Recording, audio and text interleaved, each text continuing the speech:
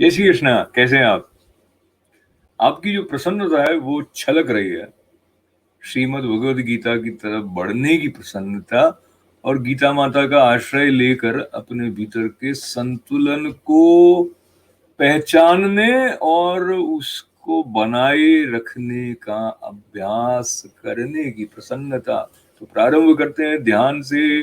पार्थाय प्रतिबोधितां भगवता नारायणेन स्वयं व्यासेन ग्रथितां पुराणं मुनिना मध्ये महाभारतम् अद्वैतामृतवर्षिणीं भगवतीम् अष्टादशाध्यायिनीम् अम्ब त्वामनुसन्दधामि भगवद् गीते भवद्वेषिणीम्।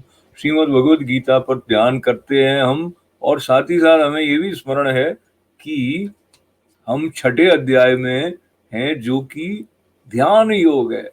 और संयोग एक ये भी है कि 21 मई का जो दिन है वो विश्व ध्यान दिवस, वर्ल्ड मेडिटेशन डे के रूप में मनाया जाता है। और ध्यान करना मनुष्य के लिए सहज है।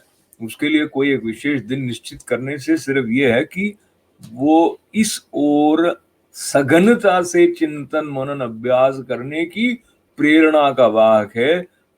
किंतु ध्यान तो नित्य करने की बात है। आप अपना ध्यान रखें।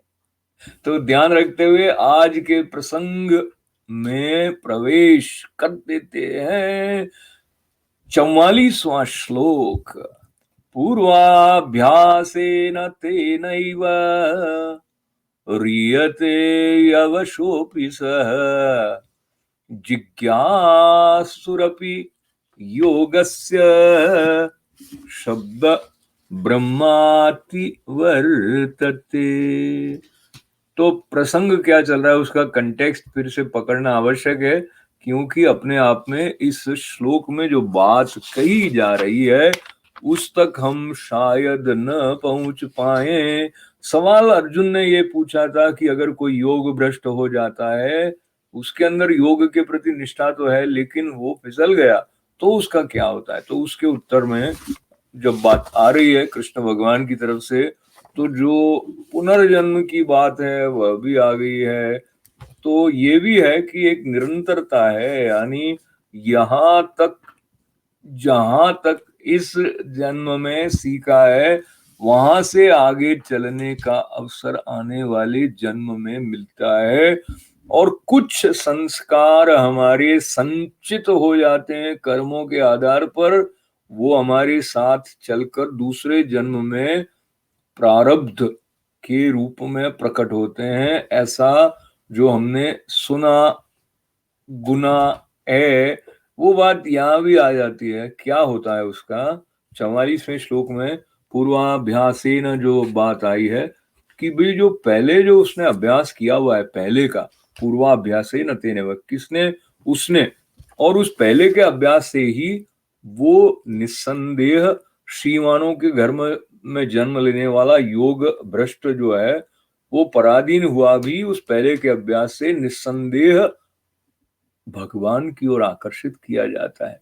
रियते यवशोपि सः, यानी कॉन्शियसली नहीं सोच रहा है तो भी उसको लगेगा कि मुझे तो मंदिर जाना है या मुझे तो भगवत चिंतन में रस आ रहा है। और बाकी के साथी ऐसे हो भी सकते हैं जो कहेंगे कि क्या है, और चलते हैं किसी अन्य स्थान पर, मन को ले जाते हैं और आनंद करते हैं, पर उसके अंदर एक सुर आ जाएगा और जिज्ञासा रहेगी उसमें। जिज्ञासुरपि योगस्य शब्द ब्रह्माति वर्तते। तो जो कुछ सामने सामने के सकाम कर्म है उससे परे होकर उनका उल्लंघन करके वो सम बुद्धि की प्राप्ति के लिए प्रयत्न करने को उद्यत हो जाएगा। शब्द ब्रह्माति वर्तते। श्रीमद् भगवद गीता के छठे अध्याय पर स्वामी श्री ईश्वरानंद गिरि जी महाराज के प्रवचनों पर आधारित पुस्तक ध्यान योग में एक स्थान पर एक संदर्भ दिया गया है। उसको हम अभ्यास की दृष्टि से यदि देखें तो अर्जुन जी और कृष्ण जी जंगल में थे, रात का समय था, जंगल में शिकार करते करते रात जंगल में ही बिताने की स्थिति थी। ऐसा एक प्रसंग है। तो जंगल में आपको पता है कि जानवर ऐसे भी होते हैं जो खा जाते हैं आके। तो रात के समय पहरा देने की आवश्यकता थी। एक बड़ा विशाल वृक्ष था, तो श्री कृष्ण और अर्जुन जी पेड़ के ऊपर चढ़ के विश्राम कर रहे थे। अब ये था कि एक जना जाग कर पहरा देगा और दूसरा जना विश्राम करेगा। बड़ी बार टहनियां रही होंगी वृक्ष की। तो जब कृष्ण भगवान विश्राम कर रहे थे तो नीचे से अर्जुन ने देखा एक ललकारती हुई आवाज आ रही है। और वो ललकारती हुई आवाज किसकी है, ये देखने से उनको ये पता चला कि वहां पर एक बौना है। बौना जो है वो अर्जुन को ललकार रहा है। अर्जुन कौन है? सर्वश्रेष्ठ धनुर्धर है। ऐसे थोड़ी सुन लेते। तो नीचे उतरे और उन्होंने वो जो बौना था छोटा सा, उसको बुम मुक्का मार दिया। क्या हुआ? डबल हो गया। वो उछल के जितना था उससे दुगना हो गया। फिर उसने ललकारा, अर्जुन ने फिर मुक्का मारा, फिर वो और दुगना हो गया। तो इस तरह से हुआ ये कि वो बहुत ही बड़ा हो गया, यानी बढ़ता जा रहा है उसका कद। तो अर्जुन को बाद में लगा कि इसका क्या करें, तो उन्होंने उसको उठा के बहुत दूर फेंक दिया। और फिर जब बारी आई कि वो विश्राम करें, तो कृष्ण भगवान जब नीचे उतर कर पहरा देने की स्थिति में थे, तब अर्जुन सो गए। और जब वो बाद में उठे तो उन्होंने देखा कि वो जो बड़ा सा था वो है ही नहीं। तो उन्होंने श्री कृष्ण भगवान को पूछा कि वो एक था ना, वो क्या हुआ उसका? तो कृष्ण भगवान ने उसको धोती के कोर में उसको बांधा हुआ था, छोटा सा था। तो उन्होंने कहा ये इतना छोटा कैसे हो गया? तो कृष्ण भगवान ने कहा कि तुमने इसको जैसे बड़ा किया था ना, वैसे मैंने ठीक इसका उल्टा किया तो छोटा हो गया। तुम जब इसको मारते थे तो ये बढ़ता जाता था, तो मैंने तो इसको इसको देखा ही नहीं, इग्नोर कर दिया एकदम। वो मुझे ललकारता रहा, गालियां वालियां देता रहा, पर मैंने तो उसको देखा ही नहीं। तो इससे क्या हो गया? ये ऐसा है कि विरोध करने पे बढ़ता है। और मैंने विरोध किया नहीं तो वो छोटा होता गया, मैंने उसकी तरफ ध्यान दिया नहीं तो वो छोटा होता गया। तो बाद में अर्जुन ने पूछा, अच्छा इसका नाम क्या है? तो जो कृष्ण भगवान का उत्तर था वो हमें अपने साथ बांध के रखना चाहिए। उन्होंने कहा इसका नाम है वासना।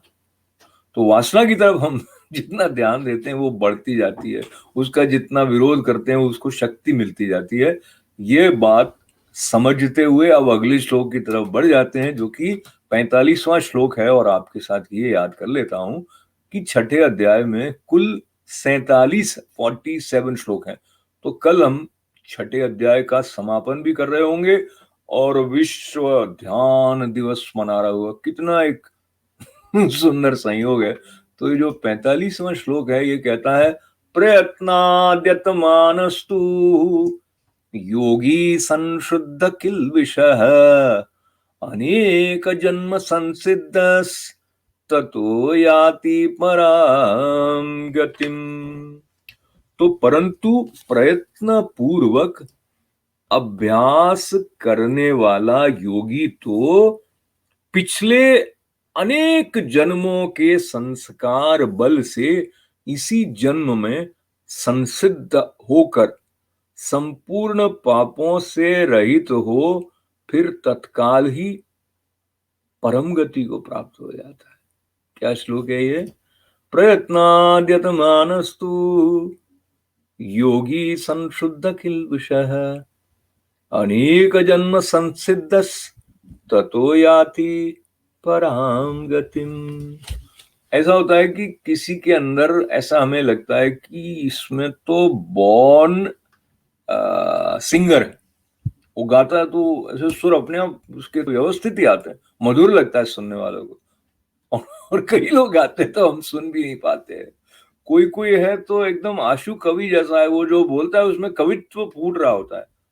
तो कुछ लेकर आते हैं कि हम पिछले जन्म से, ये ऐसे ऐसी जो गुण होते हैं उनसे, या प्रतिभा होती है, कला किसी में, चित्रकला है, जो भी है, तो कुछ है। इसी प्रकार से जो जीने की कला है, जो बुद्धि की समता की कला है, उसके जो संस्कार हैं, योगी की बात हो रही है, तो वो जैसे लेकर आया है तो वहां से आगे उसके लिए सीखना आसान है। और यदि वो प्रयत्न पूर्वक उस तरफ अभ्यास करता है तो उसकी गति और अधिक बढ़ जाती है। तो मुझे स्मरण आता है स्वामी विवेकानंद का ऐसा कहना था कि जिस साधना की तीव्रता के द्वारा हम अपने उद्धार का जो काल खंड है उसको 10 साल में भी सीमित कर सकते हैं, हो सकता है उसमें कई जन्म लग जाएं, तो यहाँ भी है, यहाँ भी है, हमारे अंदर है, जो सर्वत्र है, उसका साथ किस तरह, आश्रय उसका किस तरह लें, उस दिशा में समर्पण भाव लेते हुए श्रीमद् भगवद गीता हमें बहुत कुछ सिखा भी रही है और हमारा संबल भी बन रही है। तो माँ का बहुत बहुत आभार व्यक्त करते हुए आपका तो बहुत सारा धन्यवाद है। ओम पूर्णमदः पूर्णमिदं पूर्णात् पूर्णमुदच्यते पूर्णस्य पूर्णमादाय पूर्णमेवावशिष्यते। ओम शांति शांति। सबका कल्याण, सबका मंगल। जय श्री कृष्ण।